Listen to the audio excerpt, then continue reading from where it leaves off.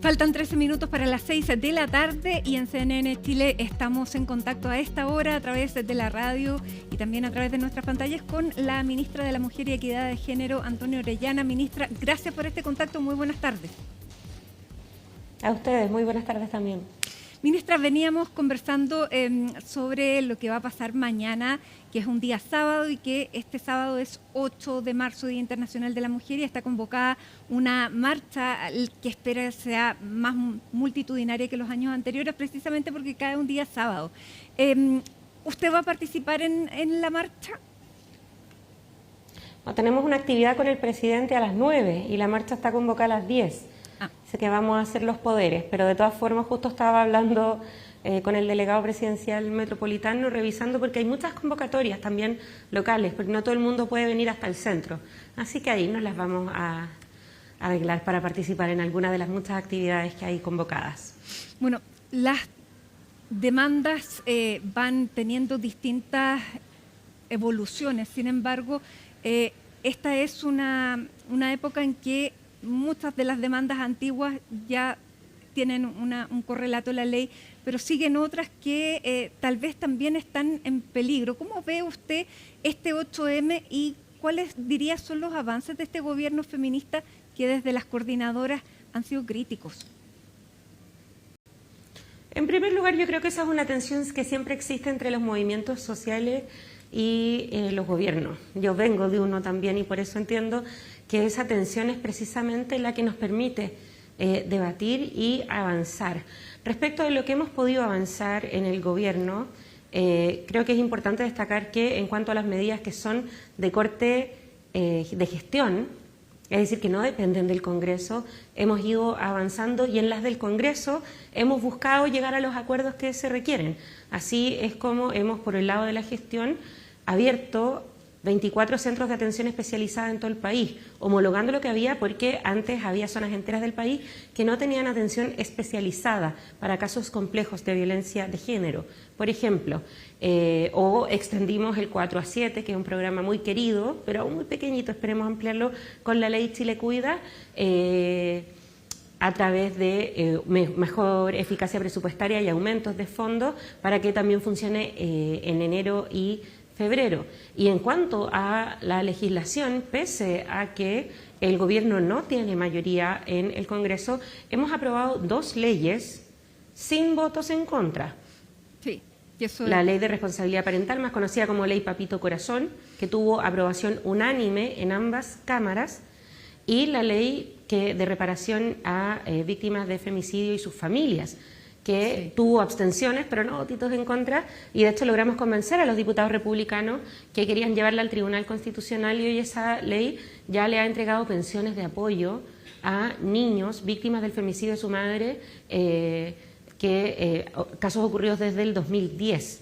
Y por supuesto, esa sí tuvo votos en contra, incluso tuvimos que ir a defenderla ante el Tribunal Constitucional, sí, pero logramos luego de 7 años una que era una demanda muy sentida del movimiento de mujeres, que era la Ley Integral contra la Violencia, y que este año es nuestra prioridad en cuanto a gestión, porque una cosa es aprobar la ley, pero también hay que ponerla en marcha. Respecto a la Ley Integral, ya es... Porque vamos a hablar ya de la está gestión. En marcha. Sí, sí, pero es que quiero partir antes con la ley Papito Corazón. ¿Qué es lo que ha permitido esta ley? Porque nos sorprendimos cuando esta ley se promulgó, la cantidad que se adeudaba en pensiones alimenticias. ¿Qué es lo que se ha logrado en este tiempo? Bueno, en primer lugar, con la ley abrimos la posibilidad para que quienes estaban en el registro de deudores salieran. ¿A condición de qué? De que pagaran o llegaran a acuerdo de pago. Y un 35% de los deudores, en un 97% son hombres, por eso digo, pero la ley aplica para ambos por igual. Si es una mujer la deudora, le corre la misma ley. Pero un 35% de quienes estaban en el registro de deudores han pagado y salido, o llegado a acuerdo de pago que acepta la otra parte y salido. Eso en primer lugar. Las órdenes de pago para el último trimestre de evaluación, estas son miles y miles de causas, así que trabajamos muy coordinadamente con el Poder Judicial para poder ir viendo los números.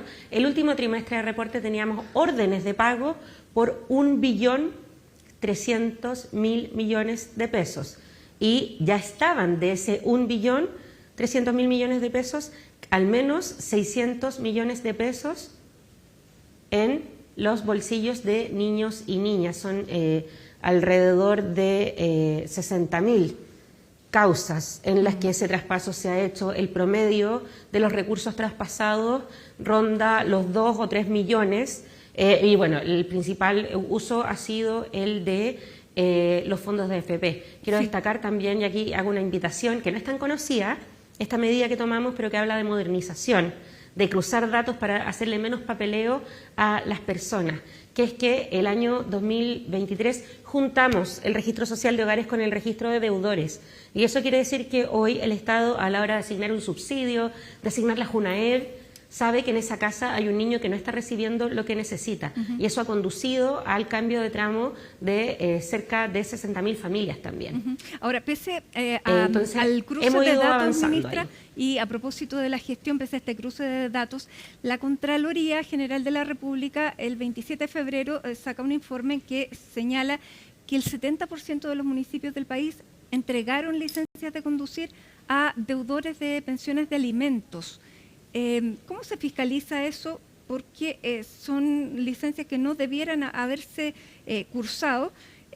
Son 243 de las 345 municipalidades que renovaron cerca de 3.500 licencias de conducir a personas que estaban en este registro.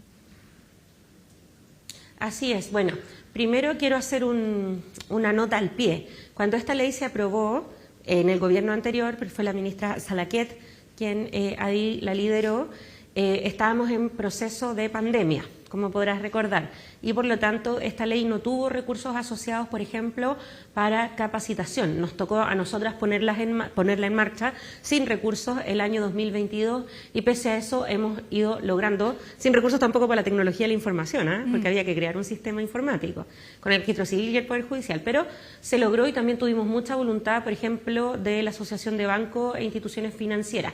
¿Cómo funciona este registro? Todo funcionario que tenga una tarea asignada dentro del registro son los únicos que pueden acceder a él. Este no es un registro público. Entonces, por ejemplo, si yo soy funcionaria de la Dirección de Vialidad del municipio, hay una persona que es la que entrega las licencias o la que hace la consulta, que tiene un usuario en el registro de deudores. Y la institución, es decir, el municipio debe enrolarla.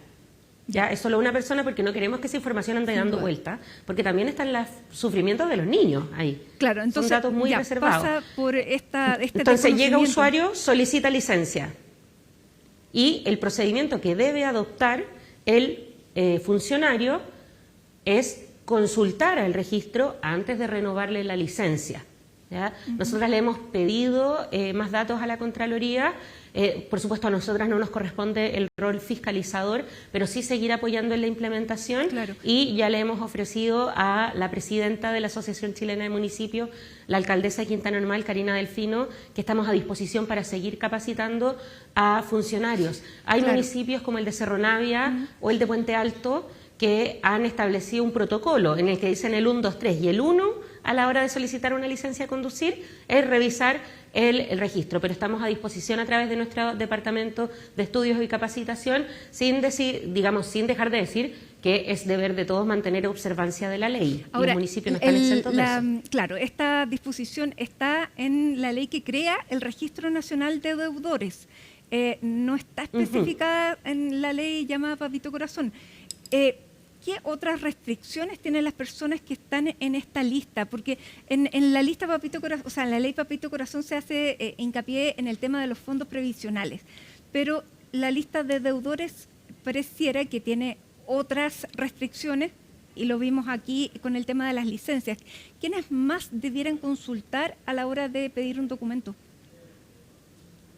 Bueno, ya tenemos miles de instituciones afiliadas al sistema de acuerdo les mandata la ley. Por ejemplo, el servicio electoral. Recordarás que para las últimas elecciones subnacionales de municipios y de gobiernos regionales se bajaron más de 100 candidatos porque figuraban en el registro de deudores.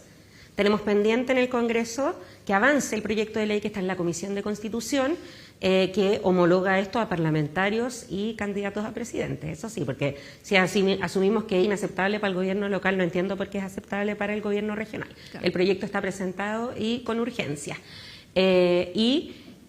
Tampoco, por ejemplo, pueden inscribir ventas de bienes. Lo más típico es el caso de la moto, ¿ya?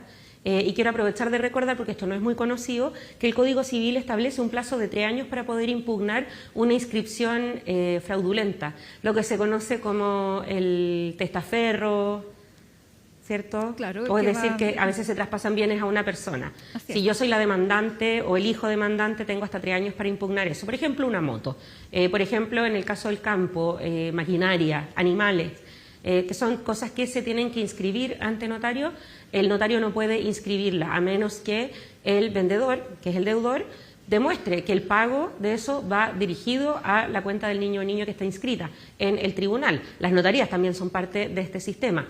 Otra inhabilidad con la que están actualmente los deudores es la de adquirir un crédito, recibir un crédito por más de un monto de 70 UF. ¿Por qué? Porque se asume que si alguien es sujeta de crédito por más de 70 UF, es decir, el banco dice él puede pagar, probablemente también puede pagar la pensión. Ahora, también nosotras hemos dicho no a algunas propuestas de agregarle más cosas al registro de deudores. Ya. Pero por lo menos las que está, que se cumpla y que se sepa, ¿no? Sí. Bueno, y también hemos ido fiscalizando. Hay que recordar que también al principio se le había entregado esta obligación a los bancos, pero nosotras con la ley Papitos Corazón también añadimos, luego en 2022, la posibilidad de que de la CMF, la Comisión para el Mercado Financiero, fiscalice que los bancos estén cumpliendo. Ya se han emitido multas, ha sido noticia varias veces, multas que entrega la CMF a los bancos por entregar créditos a deudores o por demorarse, también ahora fue la última corrida de multa, por demorarse con los plazos que están establecidos en la ley para trasposar los fondos hacia las personas a quienes se les debe. Entonces hemos establecido un sistema de fiscalización. Sí, vamos con la ley de violencia contra las mujeres porque eso es bien importante. Durante el año pasado, disminuyeron los femicidios respecto al año anterior, ¿no es verdad? Sin embargo, los que no llegan a cometerse, los intentos aumentaron. ¿Qué es lo que está pasando a ese nivel, ministra? Bueno, en primer lugar, yo quiero decir que ya llevamos más o menos como una década en que tenemos una cifra lamentablemente estable de femicidios, en que no cambia significativamente de un año a otro, lo que muestra la necesidad de un cambio de enfoque, y ese cambio de enfoque es el que estamos implementando en la ley integral. A nuestro parecer, y esto lo hemos conversado con nuestras contrapartes de carabineros, de tribunales y de Ministerio Público, hay un aumento en la calificación jurídica de femicidios frustrados. ¿Por qué? Sí. Porque vemos una leve disminución también, y es casi se traspasa de un lado a otro, lesiones graves. Porque hay que recordar que antes la mayoría de los femicidios frustrados o tentados, la diferencia es que en el tentado no me dio otra persona, sino que desistió. Es lo que ocurre en muchos casos, perdón lo cruenta, pero con ahorcamiento. Que el femicida frustrado se detiene antes de concretar del todo. Pero hay, claro, y uno ve la cifra 299, pero la intención está. Claro, 299 femicidios frustrados el año pasado, que es una cifra alta. Así es. O sea, hay que recordar que incluso el caso de Nabila Rifo llegó a ser calificado como lesiones graves, no como femicidio frustrado. No, impactante. Estamos hablando de sacarle un ojo a una persona, golpearla con una piedra en la cabeza y dejarla en la Patagonia a la intemperie en madrugada. Y eso no es intención femicida. Ya, entonces, ¿qué es lo que ha habido? Había una estrategia que es el circuito intersectorial de femicidio, en que trabajan todas las instituciones juntas, y las cifras muestran que cuando Cernamec y el Ministerio Público actúan juntos desde el inicio, logramos mejores calificaciones, juicios más rápidos y una mejor experiencia para las mujeres. Por eso el 2023 incorporamos al Ministerio Público al circuito con un convenio nacional, con reglas más ordenadas de participación. El Ministerio Público, en base a ese trabajo también, actualizó un protocolo de investigación que no quita la imparcialidad. Lo que dice el protocolo de investigación de muertes violentas de mujeres del Ministerio Público es que no se puede descartar a priori, como ocurrió en un caso que llevó la Fiscalía Oriente Metropolitana. No sé si lo recordarás, que el femicida había dicho que era un suicidio. Ya. Y luego se logró comprobar que fue un femicidio. ¿Por qué? porque este protocolo obliga a investigar y decir, bueno, estadísticamente la mayoría de las muertes violentas de mujeres son por esto, así que no podemos descartar de plano esta hipótesis porque alguien lo diga. Claro, él dijo que se había tirado por la ventana, pero no pareciera que no fue así, sino que recibió un empujón. Ahora, ministra, cuando se decreta la orden de alejarse o no acercarse a la víctima, ¿cómo finalmente eso se puede fiscalizar? Porque hemos sabido también de lo frustrada que ha resultado el uso de las tobilleras. Bueno, en particular nosotras hemos sido muy cautelosas con las tobilleras, es una medida que se implementó con mucho apoyo, pero creo que al igual que cualquier detonación de llamada de emergencia, al igual que si llamo al 133, la intervención de un efectivo en el caso en que se rompa el perímetro de la tobillera hace que sea necesario un carabinero. ¿Ya? Entonces la tobillera puede sonar, pero tiene que venir alguien a despertar ante esa alarma. Lo mismo es la prevención que hacemos respecto a estos dispositivos de SOS Mujer. Hay que trabajarlos en conjunto con el plan cuadrante, porque si no te pueden entregar una sensación de falsa seguridad que puede agravar la desconfianza de la víctima en el proceso judicial o su, digamos, sensación de desprotección o incluso llegar a casos más graves. ¿Ya? Entonces, en primer lugar, hemos sido cautas con la ley de monitoreo telemático por esto, pero también porque lamentablemente cuando se licitó en otro periodo, esto no se hizo con condiciones de conectividad transversal para el país. Hay que recordar que hay comunas de la metropolitana que no tienen ni siquiera 5G. Así es. ¿Ya? Y por lo tanto hay lugares con mala señal donde esta medida no es efectiva y por eso somos muy cautas con el monitoreo. ¿Y cómo se controla Pero, entonces? Lo que hemos fortalecido en las cautelares a través de la ley integral, y esto lo hicimos no en base a cosas que se nos ocurrieron, sino en base a revisar evidencia de cuáles son los tribunales en el país que tienen la mejor tasa de cumplimiento de medidas cautelares de alejamiento. Son 2 en el país, uno en Tarapacá y otro acá en Santiago, que era lo que tenían en común, que citaban a control de cautelares. Y no era la mujer la que tenía que avisar que se estaban rompiendo. Que normalmente nos llaman a nosotras, ¿cierto? Como, oigan, me dijeron en el tribunal que yo iba a tener cautelar, pero está acá afuera, o oigan, me dijeron que iba a tener ronda diaria y no ha pasado nadie. No es la víctima la que debe reportar aquello, porque aquí hubo una decisión de un tribunal de la República que dicta una medida, es el Estado el que debe cumplirla, y es por eso que creamos esta figura en la ley integral y está vigente desde junio del año pasado. Se han realizado, de acuerdo a cifras que nos ha entregado el Poder Judicial, porque estamos por entregar el informe a un año de la aprobación a la Cámara de Diputados, como nos mandata la ley, se han realizado más de 1.500 audiencias de este tipo. ¿Qué es lo que permite eso? Que se le tome la relevancia dentro de los procedimientos, que son muchos los que tiene Carabineros, para poder hacer esto. También hemos mejorado la pauta unificada de riesgo, es decir, hemos priorizado dentro de la atención en Cernamec a las que están con riesgo alto, independiente del delito que sea, porque yo puedo tener un caso de maltrato psicológico, pero el análisis de riesgo puede decir que es un agresor peligroso. Ya. ¿Cierto? Ministra, entonces, eso va una a una. Vamos, y lo último que quería decir... temas más, sí. Sí, no, lo último que quería decir que es importante también que el trabajo que hemos hecho con Carabineros no es menor. Y ahí un piloto que estamos desarrollando en varias regiones son los patrullajes mixtos, que los ayudan a optimizar su trabajo con las fuerzas de seguridad ciudadana municipales, que no pueden intervenir ni llevarse detenidos, pero sí pueden, por ejemplo, hacer la ronda y por lo tanto descargar a la patrulla local.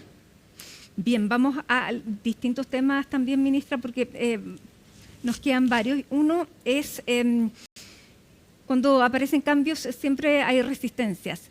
Y estamos viendo una ola que no es solo chilena, sino que es a nivel mundial, de movimientos contrafeministas, que incluso ya son bastante abiertos, que son negacionistas de la violencia de género.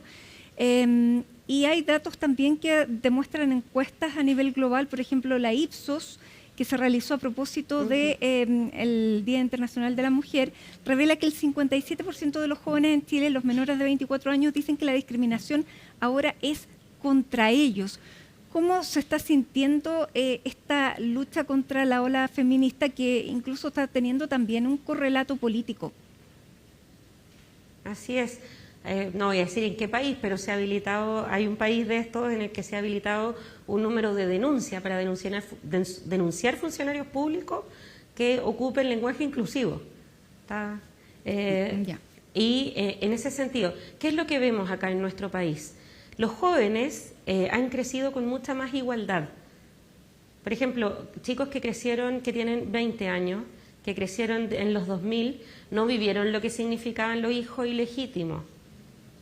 Ha habido ley de violencia intrafamiliar y efectivamente están en un entorno en el cual el machismo es mucho más sancionado, pero no han visto lo que pueden ser los efectos sociales masivos del machismo, más radical que teníamos antes, ¿cierto? Donde efectivamente teníamos situaciones como los hijos ilegítimos, como la expulsión de las estudiantes embarazadas. Podría seguir, nuestro país ha cambiado mucho desde que hemos ido adoptando estas políticas, ¿cierto? Y en buena hora. Y por lo tanto no ven ese peligro. ¿Cómo tenemos que trabajar? En mi opinión, y esta es la invitación que estamos haciendo como ministerio a través de la campaña nolohagasviral.cl, es a trabajar hombres y mujeres también en prevenir la violencia de género, pero sobre todo hay un fenómeno que se ha dado en los últimos, bueno, en nuestro país más tarde porque tuvimos la dictadura, pero que se ha dado en todo el mundo, que es el ingreso masivo de las mujeres al trabajo formal, al trabajo remunerado, a la producción, ¿cierto? Pero eso no ha tenido como correlato que los hombres se integren al espacio doméstico, a la crianza y al cuidado en la misma medida. No vamos a decir que en la misma situación que hace 20 años, porque antes casi ningún hombre participaba de la crianza, ¿cierto? Pero no ha sido el mismo ejercicio. Y la invitación que estamos haciendo como gobierno es a aprovechar esa oportunidad, porque es una oportunidad que también amplía la gama de experiencias de vida para los hombres. Yo creo que los chicos hoy quieren ser papás presentes. Yo creo que ellos también quieren poder cuidar a sus padres y es por eso que todas las leyes que hemos ido sacando en cuanto a derechos laborales asociados a familia han tenido el enfoque de corresponsabilidad. Ahora, ministra, claro... y creo que ese es el cambio cultural que tenemos que profundizar. Claro, y que estar atentos, porque está apareciendo un lenguaje que antes no existía.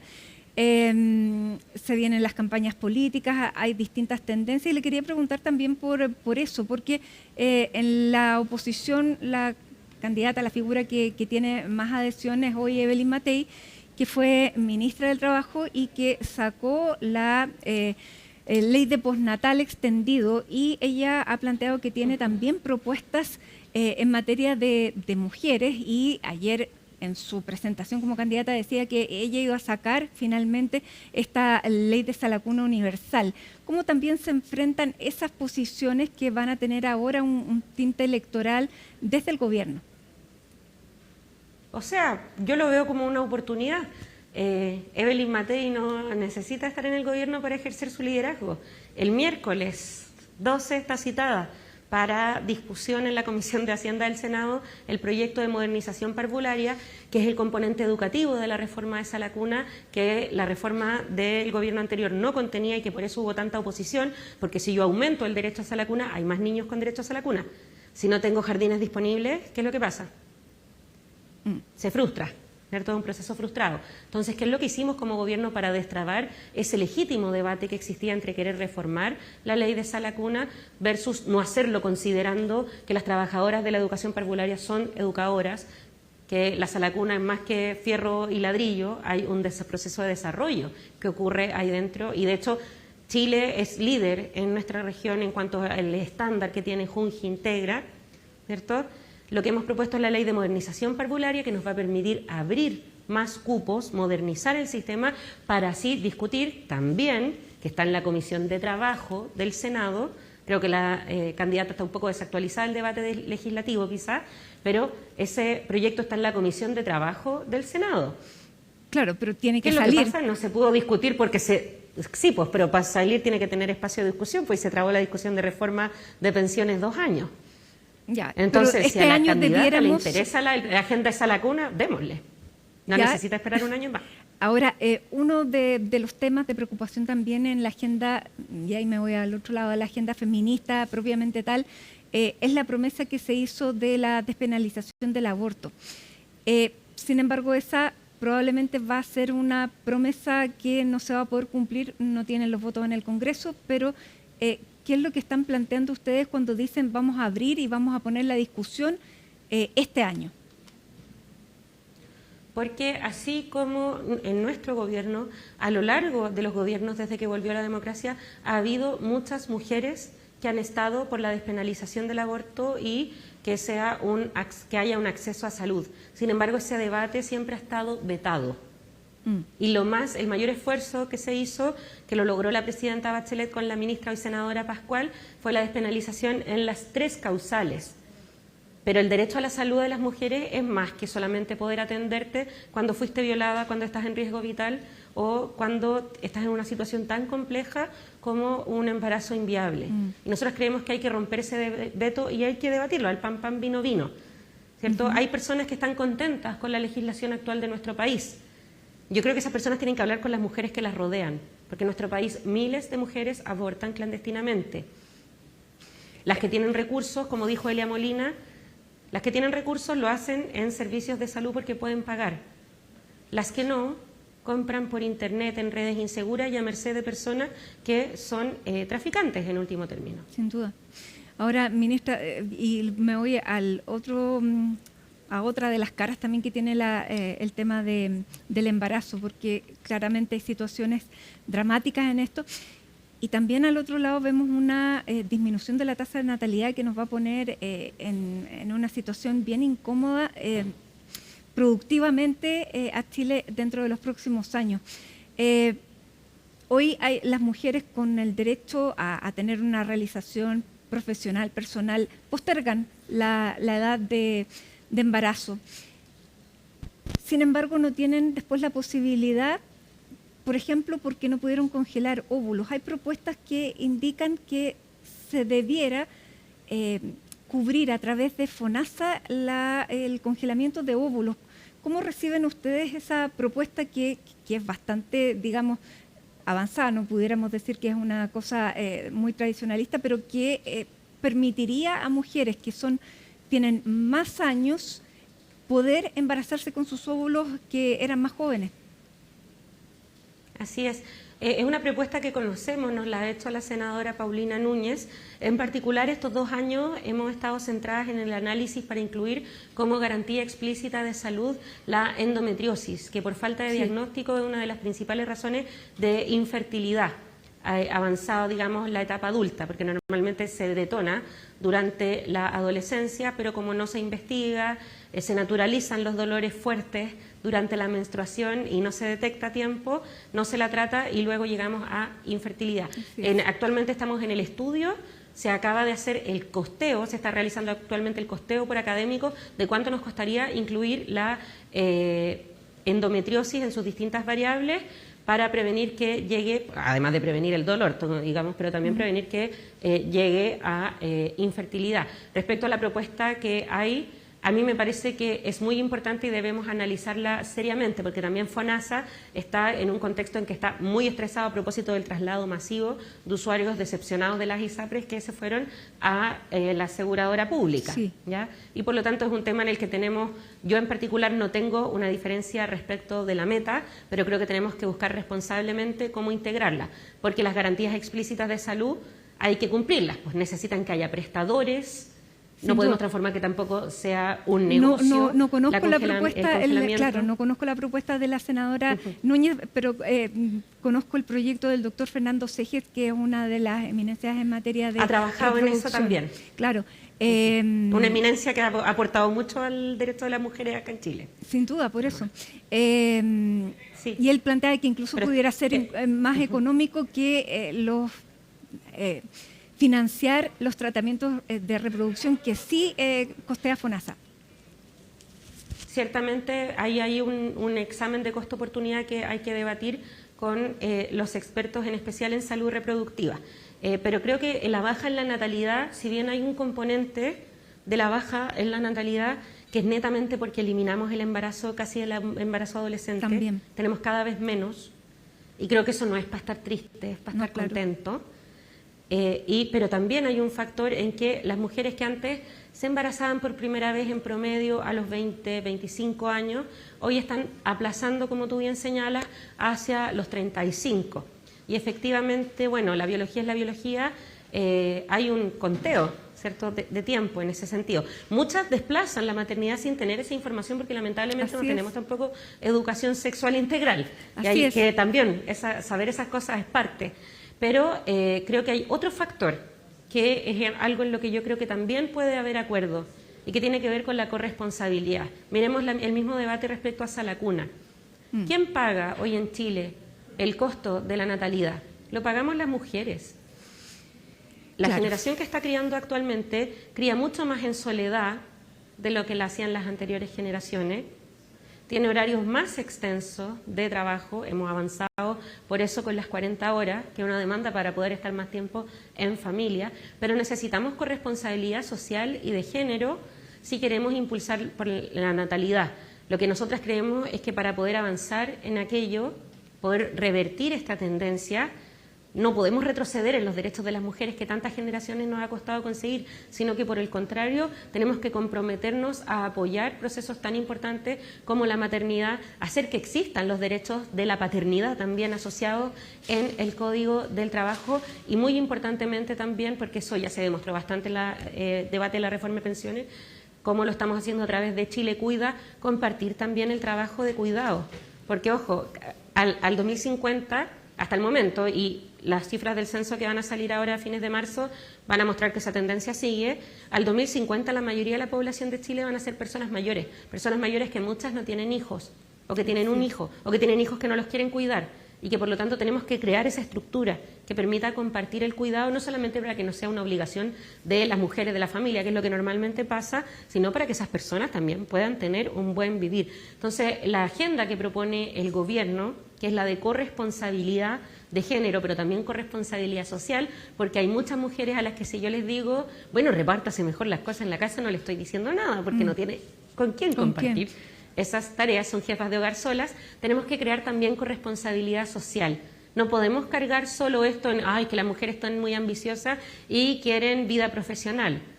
Bueno, también queremos trabajar y creemos... Es importante porque se aporta al Producto Interno Bruto con el trabajo de las mujeres. Si se integraran todas, se crecerían varios puntos más. Ahora, ministra, muy brevemente, usted fue parte de las críticas o parte de las autoridades de gobierno que criticaron el accionar de la Fiscalía el pasado lunes cuando se incautó en el domicilio de la diputada Carol Cariola su computador y se le pidió el celular. Ella estaba justamente ese día dando a luz.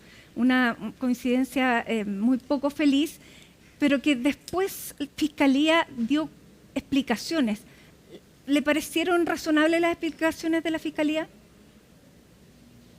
Bueno, el Ministerio Público es un órgano autónomo y precisamente es por eso que puede tomar estas decisiones independiente de quién es la persona a la que se investiga. Yo creo que todas pensamos... o al menos yo decía, todas las que hemos pasado por un parto nos preguntamos como de verdad era el único momento en que podía hacerse esta diligencia.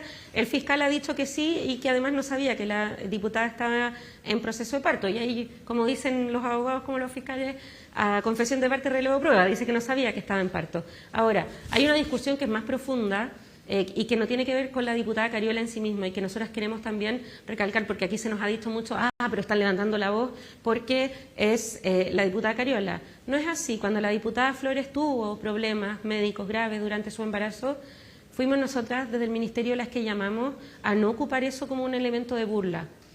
Porque precisamente entendemos que los procesos de gestación y maternidad son complejos y requieren apoyo. Pero también hay un punto en el cual no ha habido voluntad para avanzar, que es en la Ley de Protección Materno-Infantil. Actualmente en Chile tenemos guaguas viviendo en las cárceles.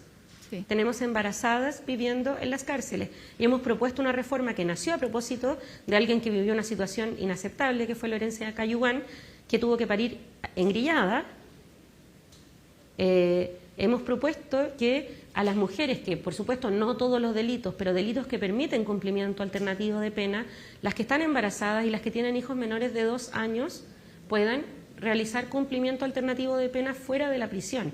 Porque de verdad es descorazonante entrar y ver que dentro de la cárcel hay una sala cuna íntegra. No, eso porque hay niños. Un tema en sí mismo. Ministra, se nos acaba el tiempo, vamos a tener que dejar hasta acá esta conversación, pero vemos que hay una cantidad de temas a discutir durante este año que es bastante importante y que la esperamos acá para que podamos continuar esta conversación. Así que muchas gracias por estar esta tarde con nosotras. Sabemos que es un día bastante lleno de actividades a propósito del 8M, así que gracias nuevamente y la próxima la esperamos aquí en el estudio. Gracias, Matilde. Vamos a ir para allá. Muchas gracias.